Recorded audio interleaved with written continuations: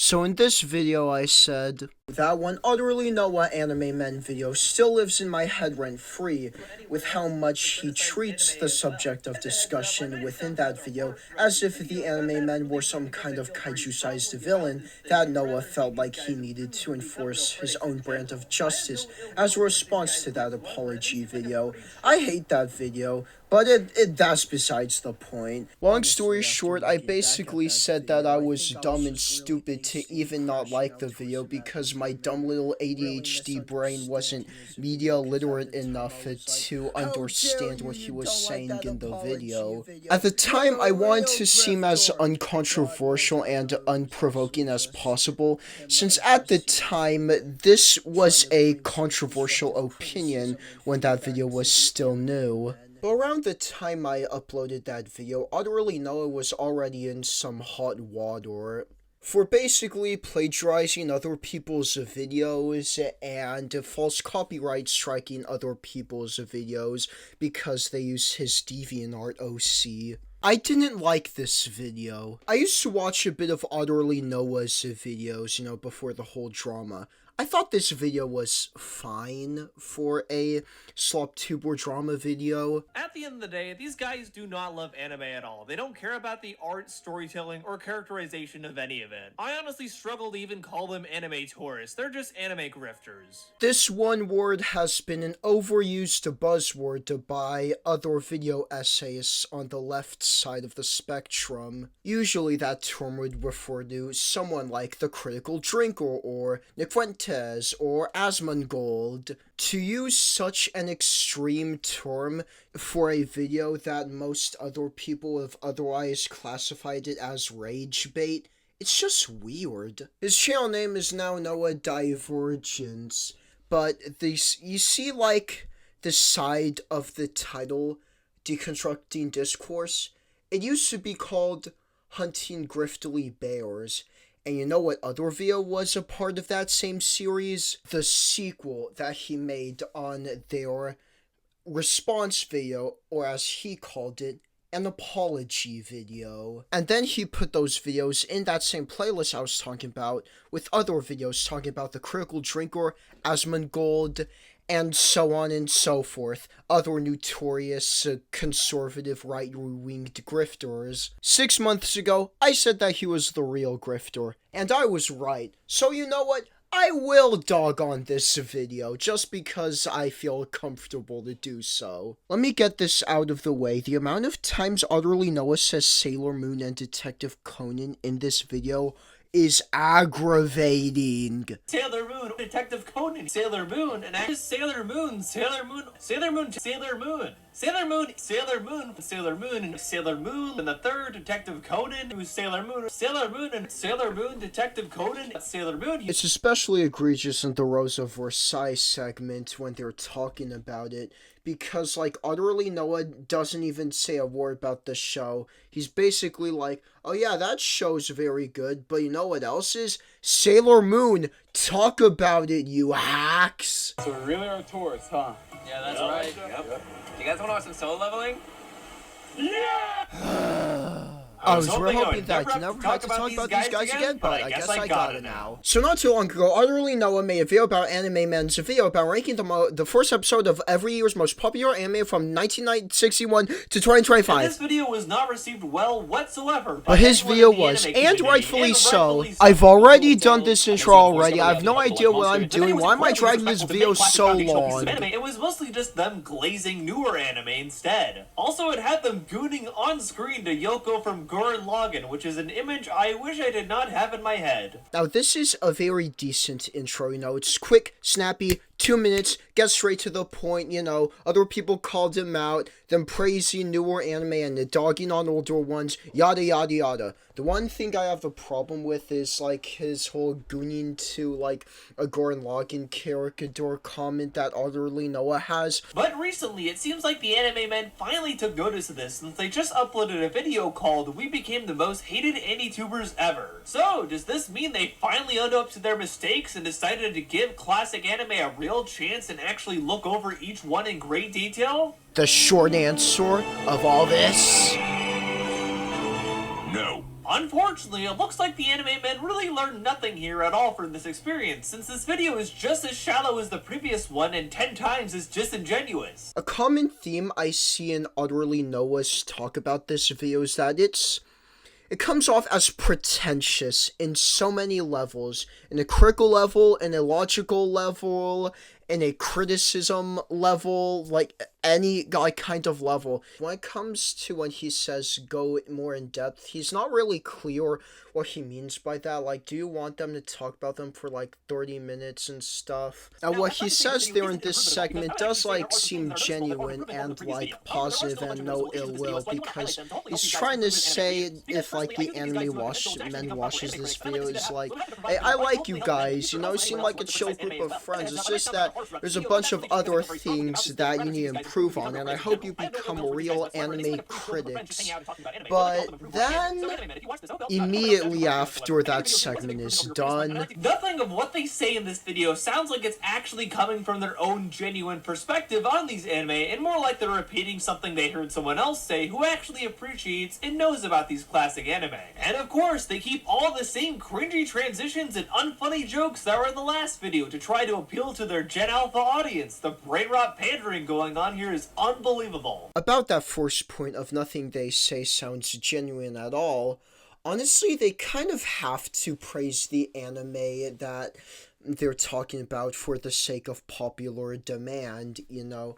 And on that second point of the Gen Alpha pandering, that seems more subjective and less about the actual anime discussion that you're supposed to be talking about in this video. And they don't even address all the anime that they got called out for crapping on in the previous video. They don't even bring up Sailor Moon or Detective Conan here, plus some others. There is basically no accountability taken here whatsoever, and we're going to talk about that today. I feel like that's a bit unfair because, like, you're expecting a bit too much of them to go in depth into 50 plus other animes. Let's talk about why this video isn't a good quote-unquote apology video. Why they like Grifter, apology video is also used as a buzzword in this kind of video, because good apology videos don't exist. And only unemployed people and chronically online teenagers like me care about this kind of petty drama. From this perspective, apology video means Colleen Ballinger,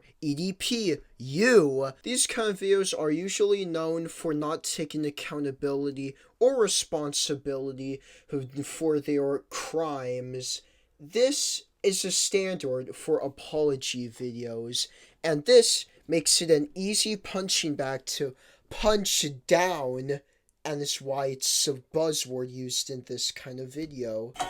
So we really are grifters now. So right off the bat, I can see how you can have a problem with this, because it's not usually okay to joke around and be all plain with this kind of controversial subject, especially if you're the subject of discussion.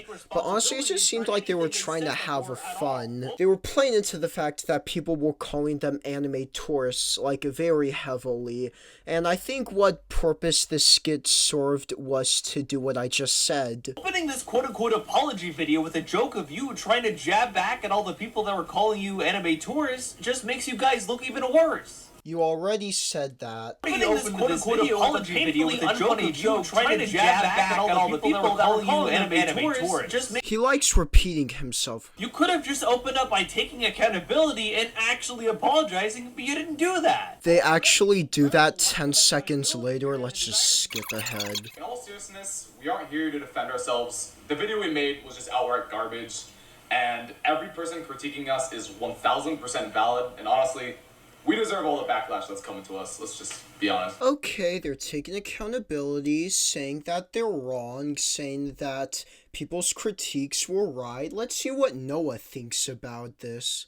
I will say, this actually does make me happy. It seems like they actually have been looking at a lot of the reception to their video and taking it into account. And right here, they do own up to making an objectively bad video, which that's huge. That is actually taking accountability for the old video. That's a good thing. I do still think they shouldn't have opened it with that joke, but this is still a good progression here. Okay, he's accepting their apology, and he's glad and sees this as a real progression because they're taking accountability for their past actions. Alright. Everyone is calling us fake anime fans, cloud chasers, and most importantly, the T word. Dude, come on, making faces like that and trying to hold back a laugh while talking about this does not make you look good at all. You pretty much set off the entire anime community, and rightfully so, and you're not taking this seriously whatsoever. Okay, now he's hyperfixating on superficial details like that dude to try not to laugh. Actually, editing-wise, this is like the accusation equivalent of a Vine boom. After this painful intro, he decides to go into their video where they go back and look at some of the older anime that they missed. Let's see if he goes in depth and gives them the time of day. Spoiler alert, he doesn't. We can skip this part because I almost have nothing to say about this. This guy was a symbol of hope, peace, prosperity, and what machines and man can do if they work together. I thought it did ethical dilemmas really well. Okay, now it just seems like he's straight up reading off of this article rather than giving his own personal take on it. Obviously, yes, Astro Boy was very much influenced by Pinocchio, and in turn, things like Mega Man or AI artificial intelligence were influenced by Astro Boy. But instead of actually giving your own personal take on it, you're basically just reading this article verbatim, it feels like. This is just one example of them seemingly repeating a lot of different positive talking points they've heard people say about these anime before to try and get people off their back. They're basically just saying what they know people want to hear rather than actually saying what they really think about these anime. It's incredibly frustrating, and it doesn't really feel like there's any natural discourse or discussion going on here whatsoever. Okay, you are omitting a lot of context. Let me watch the actual video that you were talking about for a bit. This is the part of the video where they actually talk about the background of Astro Boy before actually giving their own opinion. Since they're supposed to be representing anime history, it is common and necessary that you need to give background before you talk about the actual show. Those past 18 seconds are not shown in Otterly Noah's video. This is the only part that he actually talks about and glosses over. And then he must think that they are giving their own opinion piece. This right here in the video is when they actually talk about the episodes that they liked and watched. But Otterly Noah doesn't even talk about that. It just skips to this part too randomly while editing. Take on it. Obviously, yes, Astro Boy was very much influenced by Pinocchio, and in turn, things like Mega Man or AI artificial intelligence were influenced by Astro Boy. But where does this come from? Sure, eventually they say something about how, like, the author described Astro Boy as a reverse Pinocchio, but, like, if there was a part in the video that you believed that, as it said, Astro Boy inspired Mega Man and AI artificial intelligence, they then show it. And that's not even going into the fact that Otterly Noah somehow horribly misinterprets this plot synopsis as like their opinion, and they're just reading off a random article to get their own opinions because they can't to get any. I struggle to believe how a real functioning human with a active brain, conscience, and a thesaurus.com level vocabulary can overlook something like that. I don't get this kind of humor, and it's Gen Alpha and cringe. Next. Speed Racer. I actually have a personal connection to this anime, so my Brazilian Jiu-Jitsu instructor always makes fun of me for watching anime. So right here in this video, there's a very obvious cut. Was it cutting over? Speed Racer. And when I texted him I was gonna watch it, he said one thing.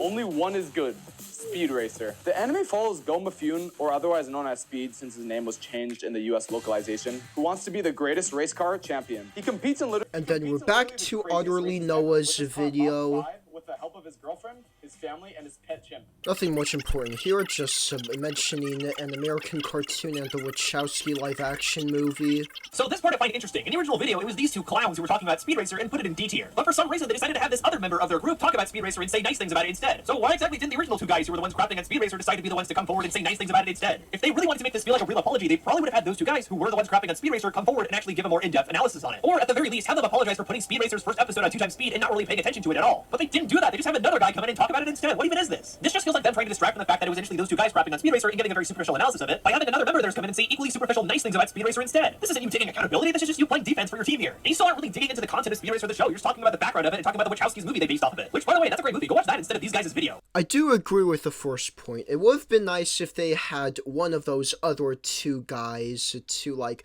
come forward and talk about Speed Racer. I say one because knowing the format of this video, it's like one AnimeMen member at a time going over about their thoughts of Speed Racer.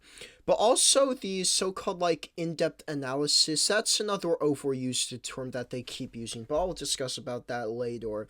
He said that they weren't really talking about the show, but actually they were talking about episodes of the show, and by were I mean that one person who was talking about that show.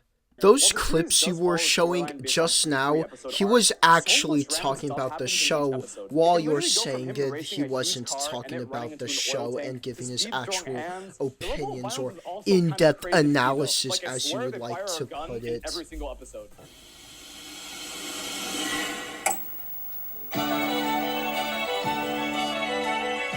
Doraemon, a hood classic, a childhood favorite. I've met many people in my life who grew up watching this, glazing it over and over again. They all told me, you should have been there, you should have watched it as a grown up. Everyone watched it growing up. And I never heard of it when I was a kid, sadly. I mean, I was watching like SpongeBob and stuff. But now it is my time to right those wrongs and finally see what the hype was about. See what Doraemon was about. And national treasure cut! Set in the 22nd century. I'm starting to see a pattern here.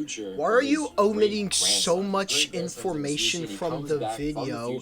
You did that with your Speed Racer segment, and now you're doing it with your Doraemon segment. Okay, scratch that. You also skipped their Ashido no Joe segment. Okay, first you're cutting out context from segments, and now you're skipping entire segments now? He doesn't even bring this up or act like it exists! What is going on here? I'm getting off track. Let's start skipping ahead to the Doraemon segment.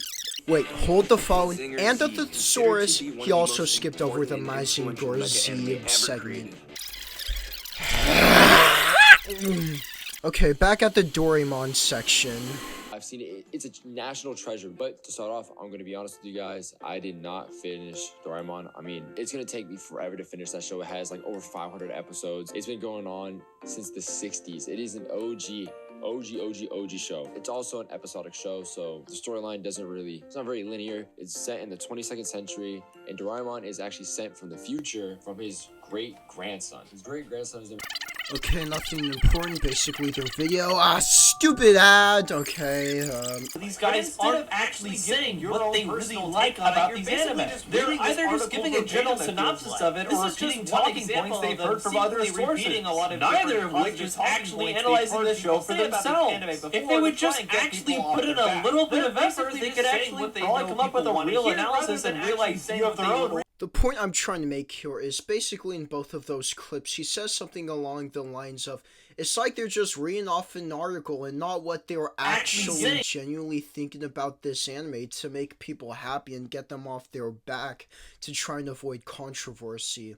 So not only does he plagiarize other people, he also plagiarizes himself. But to start off, I'm going to be honest with you guys, I did not finish Doraemon. So you admit you didn't even watch the first episode of the original video then? You just watched the first 30 seconds? Are you kidding me? How about you watch 3 more seconds of the video you're talking about, because he will explain why very quickly. But to start off, I'm going to be honest with you guys, I did not finish Doraemon. I mean, it's going to take me forever to finish that show. It has like over 500 episodes. It's been going on since the 60s. It is an OG show. It's also an episodic show, so the storyline it's not very linear. It's set in the 22nd century, and Doraemon is actually sent from the future from his great-grandson. Is gadgets. This cat, Doraemon, is OP. He has infinite gadgets. Each episode, there's a new problem. The reader is low-key an idiot, honestly. Like, he always messes up. He always gets greedy with the gadgets, like, towards the circle, and he abuses it. And he abuses it, and Doraemon's like, are you serious? The show is actually super funny, honestly. Even now, there's definitely humor that we can get as adults, and the gadgets are super creative, honestly. whole show is honestly insanely.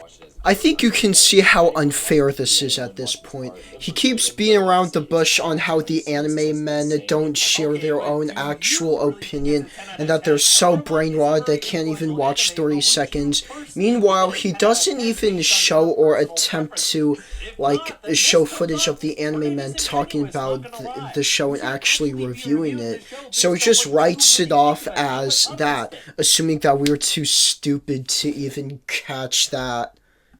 This is Mecha Anime in 2018. Oh no, we gotta pilot the mech. And this is Mecha in 1973. Cue the music.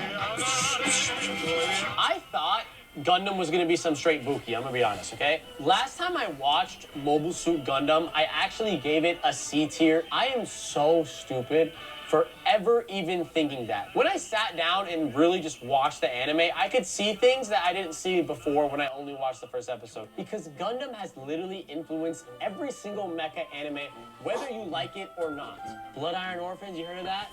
Evangelion, you heard of that? Basically, he's going to start talking about Gun Plus for a bit, not that important.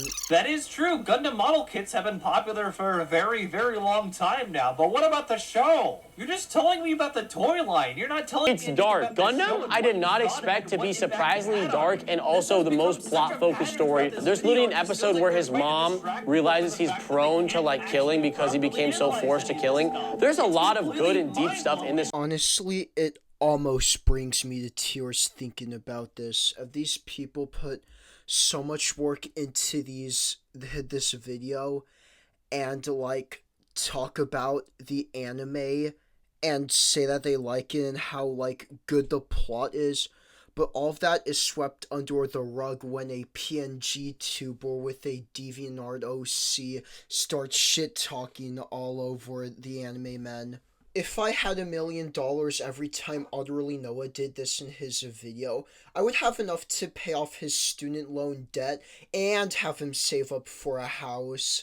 But since he just expects us to believe literally everything he says, he doesn't show a single frame of them talking about Gundam. And it's a real shame too, because the way they explained the plot sounds really good and was educational for me. It's just that, it's Otterly Noah and he's got his agenda to spread. The second anime that I've been tasked with watching today is Lady Oscar the Rose of Versailles. It was a story written by Ryoko Ikeda, and she was known for combining her political narratives with the romantic themes in her shoujo work.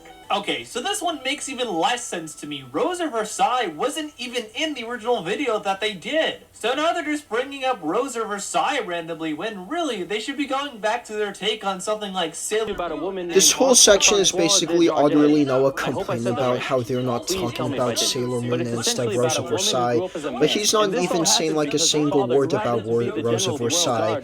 I think some people would actually like this because they're bringing up an underrated anime, a less popular one, but a really good one at that. From an editing standpoint, I also have a problem because this clip you saw right now was already shown 20 seconds ago. He could have cut this out because this ends up him rambling about how Sailor Moon also has political themes in it. So, and also courtesy of the fourth cinema sin, he's really not showing much of the anime men talking at all. It's just letting himself more talk. He's hogging the whole video. If he's not gonna talk about Rose of Versailles, neither am I. With Sailor Moon for your first video. While it is good to see them praise Rose of Versailles, it just feels like another distraction instead of them actually talking about their take on Sailor Moon. And well, that's one comment I've had that already gotten answered. Address that here since it's a big elephant in the room currently. Urusei Yatsura. Where do I begin? And another obvious cut. Let's go! Anime overall is creating waifu content. Everyone knows that, and it has become a huge cornerstone. I have already shown that he has skipped crucial information, but not only that. While Lung did popularize the idea of the waifu further, she technically isn't the first waifu. If anything, I think you could argue the first waifu would be Fujiko from Lupin the Third. This not only suffers from the skipping information where they talk about the show so that he can just say they didn't. This also suffers from you're talking about A, but you're not talking about B also. I mean, sure, you could argue that Fujiko is the first waifu since her first appearance is 11 years older than Ami's first appearance, but this is the more popular idea. Here. And on top of this, they can't even identify the fact that Fujiko existed before Lum. Yeah, because you're talking about Yuichi Yatsura. Come on, guys. Pioneering this concept that has become so common that virtually every anime uses it is actually crazy. And not only that, she is considered the From what first I tutor, remember, something that's they become did a talk very about common this personality anime type in across pretty much their every first anime. video Urusei of Yatsura like was actually ranking the most commercially popular successful anime, song, which made it a yada stepping yada. stone for other For works. And not like only that, his a lot Rosa of people Versailles were section, taking at least anyone straight Otterly to Noah Urusei had a good Yatsura. excuse to Notably, do the this. creators, Eli But Young, here as it well as just Studio comes from Finance, personal contributed some of the grievances, it studio's feels like. creation to Urusei Yatsura. I mean, just based on the waifu fact alone, Urusei Yatsura is one of the most influential anime of all time, and I would highly recommend watching it. What? His girlfriend promises to marry him and he ends up winning, which is misunderstood by Lum, who is actually the one who ends up marrying Otterly. But from that point on, it feels kind of episodic. I say this because a lot of the episodes revolve around Otterly messing things up, and Lum comes in and eventually fixes it, which causes some divide between the two, which is I'm really starting to sound like a broken record. Plus, that footage I showed you of the animemen isn't actually talked about or shown in Otterly Noah's video. The year is 1982. Michael Jackson just dropped Thriller. The Epcot ball was finished. But most importantly, Macross came out.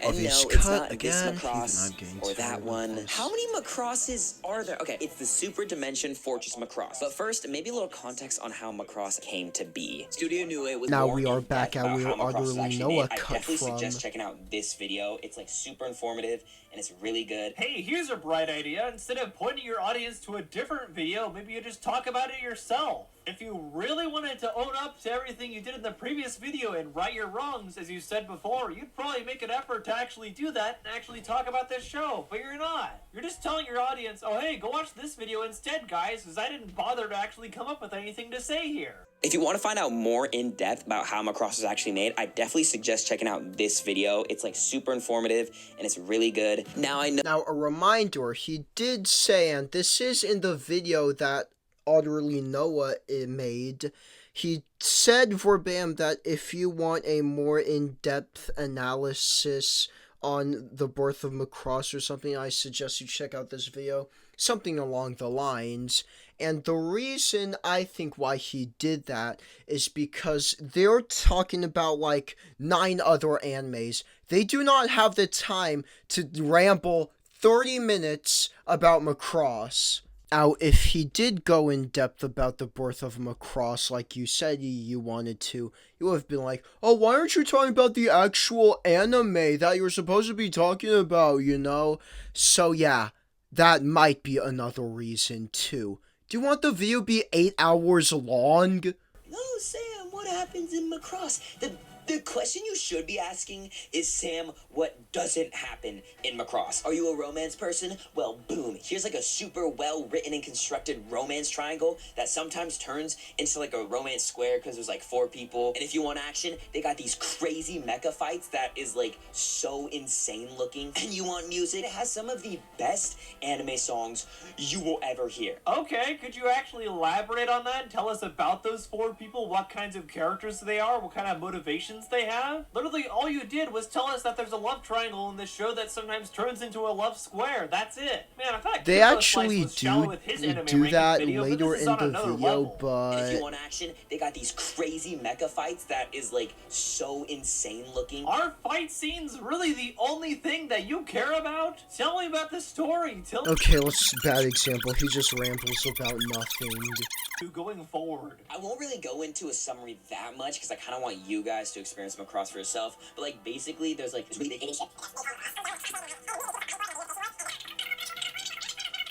admit, like, for 1982, they were pretty optimistic. Like, let's actually see what happened in 2008. I'll just let that part speak for itself. Also, they threw the 1.5 With the whole sped up speed thing joke that in you were again. I thought you complaining guys about, learned if from you the last actually episode. listen to the Everyone made words fun that of they you for were that. How are saying, you not they getting wanted it? to go Some of these spoiler guys free just do on not this know how right to before ever read they the room talked and about what they continue to liked tell the about the same show. cringy Gen Alpha And the level AnimeMen stuff. section, of Lack of course, you know, self-awareness from the is left of me, absolutely is astounding. footage from the video that he's Really good. glossing Personal over. favorite being Hayase. I thought she was kind of cool. Also, Captain Global, I swear, bro, his hat gets bigger in every episode. I thought I was tripping. What'd you like about her? Can you tell me anything about that at all? He literally just said he likes this character, but didn't even say why. He just moved on to telling some dumb joke about this guy's hat.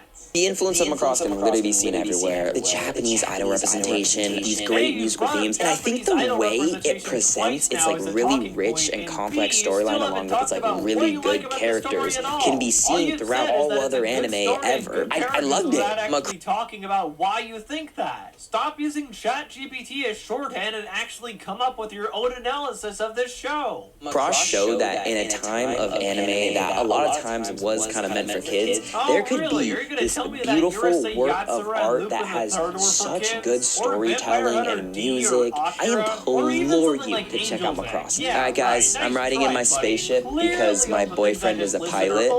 Anyway, check. The previous two examples showed that Otterly Noah somehow horribly misinterprets what the AnimeMen said, especially the last third one, where he said that, oh, they're saying that anime is for kids? No, they said that at a time when anime was viewed as for kids. Oh, really? Are you gonna tell me that Urusei Yatsura and Lupin the Third were for kids? Yes. Or Vampire Hunter D or Akira? Or even something like Angel's Egg? Yeah, right. Nice try, buddy. Clearly all the things I just listed are only for kids. I feel like you're using the word roar the wrong way. Roar is supposed to mean before. It would have been better if you said the word was, no, actually is, because that would be more grammatically correct for you, a so-called professional. So I'm here. So he just skips over the Captain Tsubasa section. Aren't you supposed to go in depth in this video? We should have to talk about the burning statement that has quite literally pissed off the entire anime community. Goku with a tail. I've never seen that before. I'd never really watched Dragon Ball. I don't know. It just wasn't something I picked up. I knew about it in modern iterations. I didn't really see Goku with one, so I never really did a double take. And when we watched the first episode, I was like, oh, you know, maybe it's funny if I poke fun at the fact that he has a tail. I'm like, what? No way he has one. I've seen Dragon Ball Z before. They show him with a tail in the first episode. I know people who don't even watch anime who know that Goku had a tail. That's why everyone freaked out at you, because it's insane that you wouldn't know that. What, were you just on your phone watching Dragon Ball Z as well or something? Or maybe you were just gooning to Bulma or something like you did to Yoko and Gurren Lagann. Either way, it's completely absurd that you didn't know that, and you were ridiculed for that, and rightfully so. So what's even worse, I'm Hispanic, so that's half my family that has banished me from ever setting foot in Mexico ever again. And I know how prevalent Dragon Ball Z is to like the Hispanic community, and I have basically disappointed every single one of them. And I am here to say I have failed as an anime fan, and I want to fix that. Essentially, Dragon Ball Z. And then he just gives up on talking about it. They are Dragon Ball section. Wow, thanks a lot, Otterly Noah. Now that was roughly the first 30 seconds of him trying to explain that he completely missed the fact that Goku had a tail, and is sorry that he pissed off so many people in the anime community and the Hispanic community. I can see why you would have a problem with this, considering that Dragon Ball fans would already know this and it's a well-known detail. But for some, it's also a very obscure detail for not Dragon Ball fans. And also, he cut out a few seconds from the clips that he was showing to conveniently have them, seem like they're not apologizing. And it was just, nothing. It was basically just him saying, oh, you forgot that, Goku had a tail. And it's such an obvious detail that you, miss. You piss off everyone, the Hispanic community, and the anime community, and everyone else in between. like for 52 seconds straight. Gunbuster. Go Buster. What? Where is Gunbuster coming from? He's not even letting them talk at this point. By the way, he doesn't show another clip with audio of them talking about Gunbuster. As much as they can. You absolute cowards. Just bring up Sailor Moon and fighting grifters by the moonlight, getting paid by daylight, never running from the real fight. He is the one and only Otterly Noah. Do you know how time works? Sailor Moon came out in 1991. I would take this problem more seriously if you weren't bringing it up constantly in the Rose of Versailles section. That anime in question being 20 years older than Sailor Moon. Oh, they're not truly appreciating real anime. Yes, I've heard you the 50 billionth time. They're pretty much anime colonizers, where they've gotten into the medium more recently, but they're disowning a lot of the older stuff and a lot of the stuff that made anime what it is today, and only embracing the new stuff. Their basic mentality is, I'm gonna claim all the newer stuff as my own, but any of the older stuff I think is bad, and we're gonna disown that and not discuss it as real anime. So we really are colonizers, huh? Not to sound like a broken record, but that's what they've been trying to do this entire video. Case in point with Lupin the Third. Why are you showing Goemon's blood spray of Goemon Ishikawa instead of the 1971 version? Sailor Moon, Detective Conan. They would have talked about both of those later if you were complaining about them talking about 1970s anime, because they're trying to go off year by year of anime since they're supposed to represent anime history. And about Detective Conan, you know what other anime came out 1 year before that? Neon Genesis motherfucking Evangelion. Angel Beats and so many others from the original video. That is an anime from 2010. You're like always complaining about how they weren't talking about newer anime, but that is a newer anime. And you said that any anime past like 2010 from them was like garbage from them. So why do you keep bringing up Angel Beats if it's an anime from 2010? They're supposed to be talking about older anime. Evangelion is one of those anime that you will come away with and you will feel a strong emotion of something. It could be happiness, it could be disgust, it could be sadness, it could be revulsion.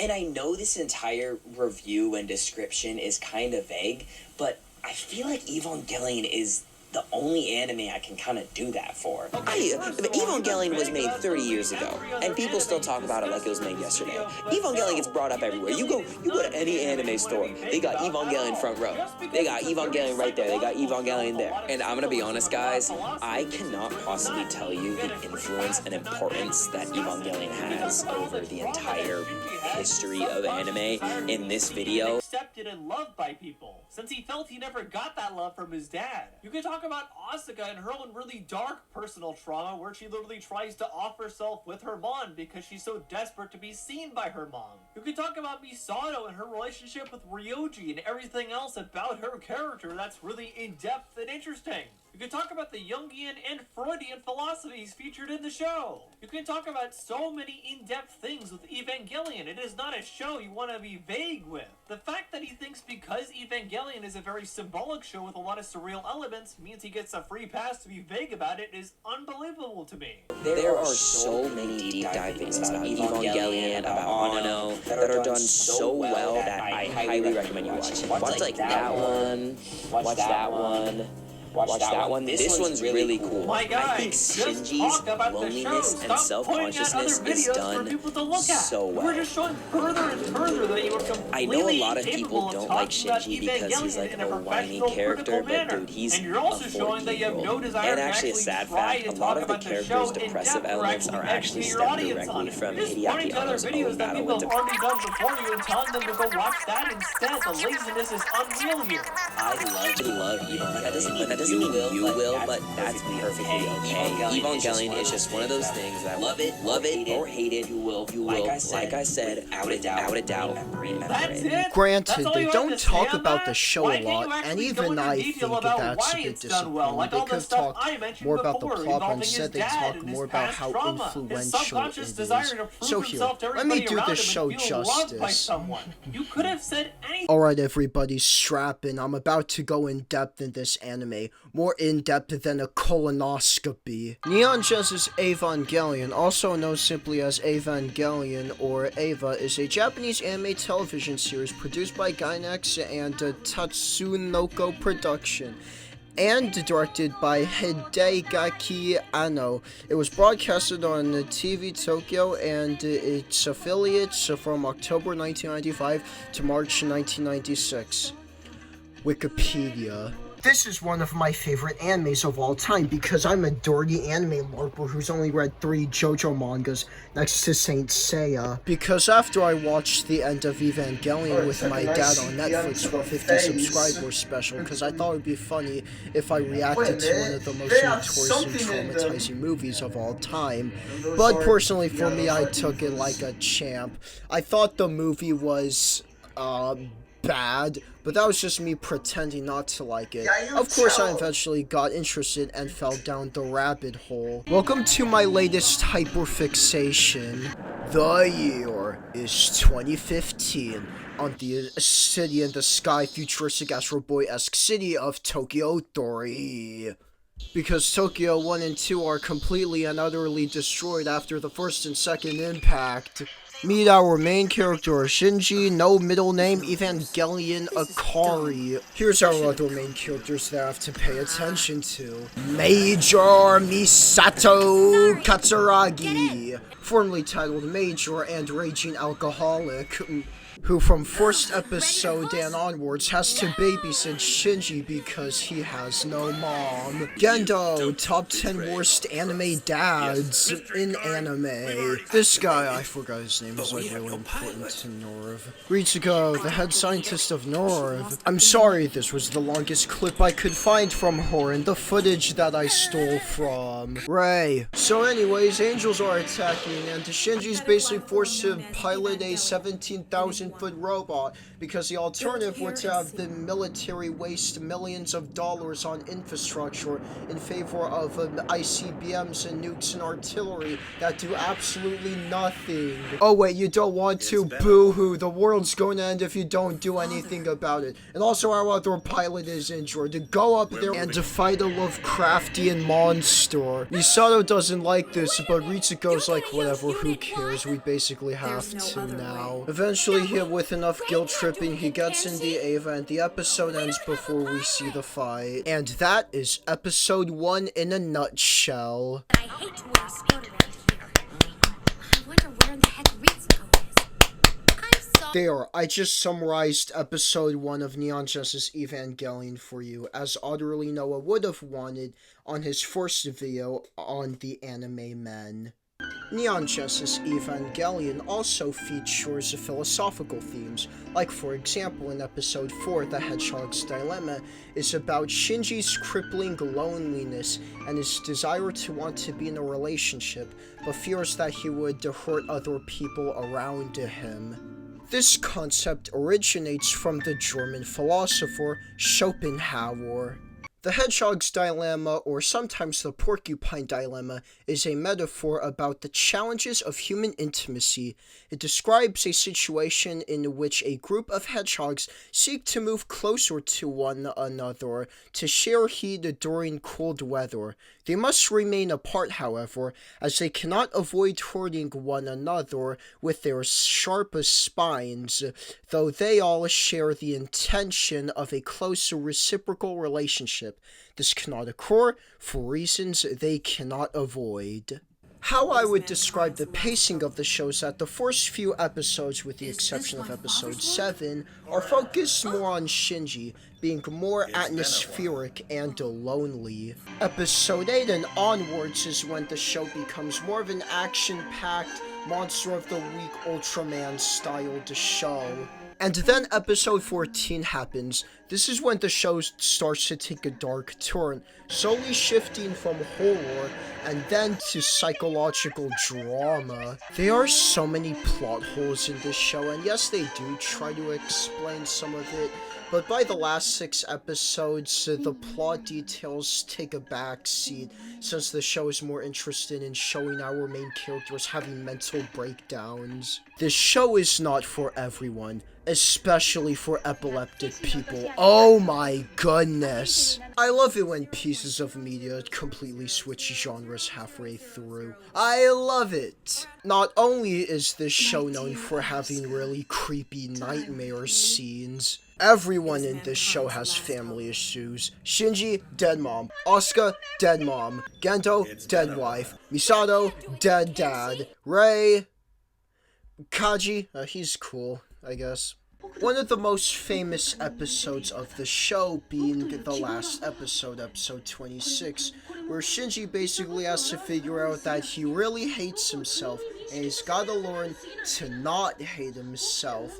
I would describe the last 2 episodes as a big, giant group therapy trauma dump session on LSD. Episode 25 is the one with the funny chair picture, just so you know. It is a very weird and experimental show, but I still like it. I found that it was really interesting to think about. The characters were very well fleshed out, and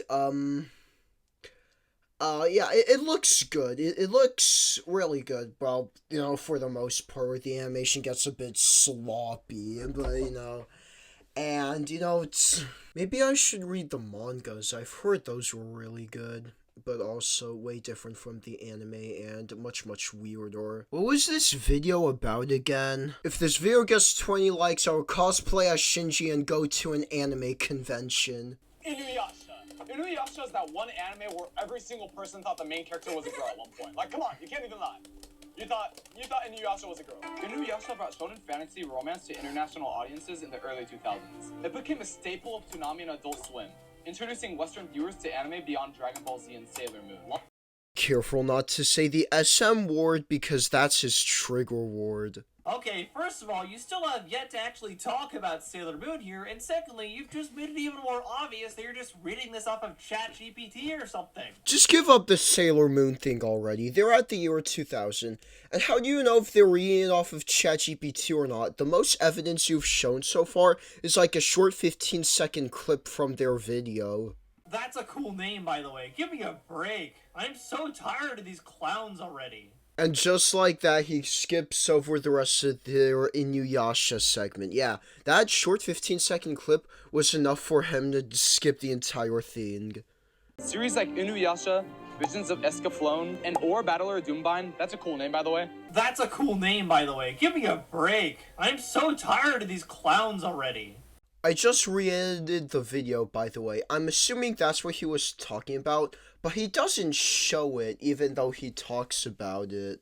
Represented Japan's early forays into portal fantasy, serving as clear predecessors to today's isekai. This anime is awesome. Best way I could describe Inuyasha to all modern-day anime fans is kind of like a combo of Demon Slayer and Jujutsu Kaisen. The feudal Japan era is just such a sick vibe, bro.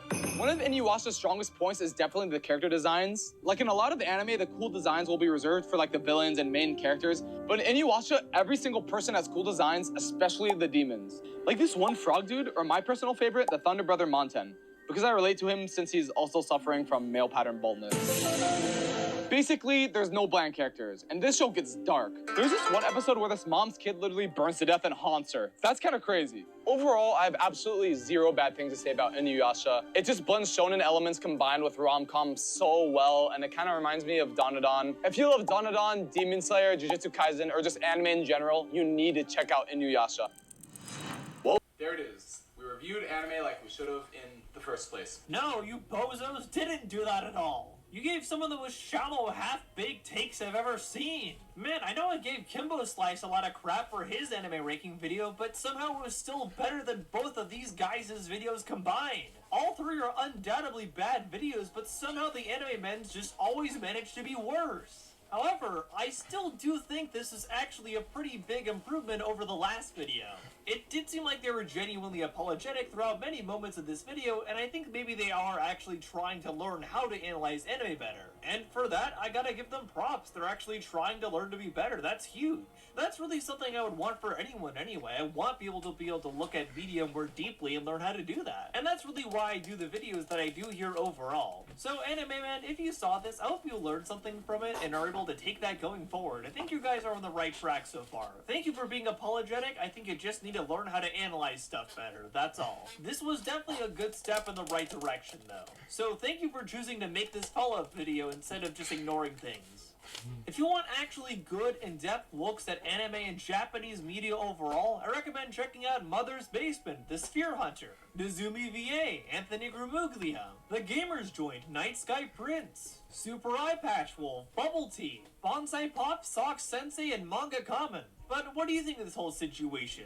And what's your personal favorite anime? Let me know in the comments below. Regardless, thank you so much for coming to the end of this video. Hope you enjoyed it or learned something new from it. If you like this video, be sure to give it a like and also consider subscribing as well. I do a lot of videos like this overall, often talking about film and animation topics, so if you like this video, you'll probably like the other ones I have planned as well. If there's a particular topic you think I should cover here on YouTube in the future, be sure to leave it in the comments below. You can also check out my community Discord where you can chat with a lot of like-minded people overall. You can also follow me on all the socials. I'm on Blue Sky, Twitter, Instagram, all the things. And you can follow me on Letterboxd if you want individual reviews of different movies and shows, sometimes movies and shows that I won't cover directly here on YouTube. Special thanks to my patrons, Sparky Fluffles, DGC1996, Trayvon Gibson, You the Guardian, David Deister, Balf Games, Jared the Rabbit, Sasha Blasik, Geothermal Penguin, and MNVY123 for supporting me over there. I appreciate y'all supporting what I do and pitching in for the extra monetary effort over there. Patrons get to pick individual movies and shows for me to react to on Patreon. I appreciate you guys pitching in for the monetary effort and also picking movies and shows for me, and I appreciate you for coming to the end of this video. I hope you enjoyed it or learned something new from it. But for now, I've been Otterly Noah, and I'll see you on the other side. Bye! What did I think of this situation? Well, at the time of that new video's release, it was the popular opinion to say that it was a good apology video for their trash, diabolical takes. Even Mother's Basement liked it, and that's a high-profile YouTube channel that talks about anime. In my eyes, I don't really see them as like a serious, like, video essayist, media literacy is dead kind of YouTuber. I see them as like MV Perry, if you know what I'm talking about.